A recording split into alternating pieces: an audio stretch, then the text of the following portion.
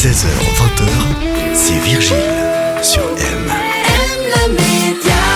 Bienvenue sur M, nous parlons protection de l'environnement et rien de tel que de demander à un conférencier, auteur passionné par la protection de l'environnement.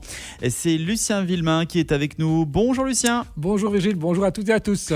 Aujourd'hui, nous allons parler du label IP Suisse, la petite coccinelle que l'on retrouve sur les emballages. Que représente ce label ? Ça correspond à quoi ?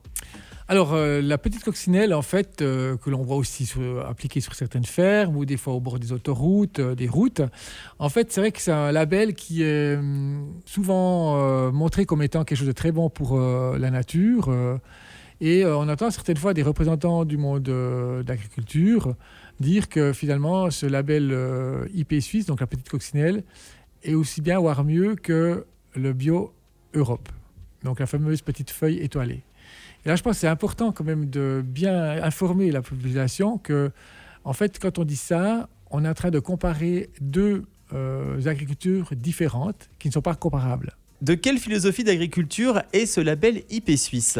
Alors, comme on l'a vu dans un précédent numéro, on a l'agriculture avec chimie de synthèse et sans chimie de synthèse, et l'agriculture IP Suisse, donc la production intégrée, est en fait inscrite dans l'agriculture avec chimie de synthèse. Alors c'est vrai qu'il y a un grand effort qui est fait par rapport à l'agriculture conventionnelle, du fait qu'au niveau des... Certes, on utilise de la chimie de synthèse, mais à des doses nettement plus moindres. Donc il y a une nette amélioration par rapport à cela.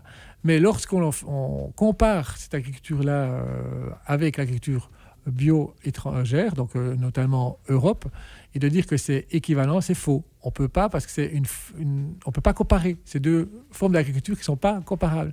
Donc attention, lorsqu'on entend ça, de se dire juste que là, il y a une espèce de greenwashing, il y a quelque chose qui n'est pas juste, et ne pas se laisser emporter avec ce genre de discours qui sont pas réels en fait. Le label IP Suisse, c'est beau sur les emballages, ça prend en compte plein de contraintes pour la protection de l'environnement, mais ce n'est pas forcément l'idéal.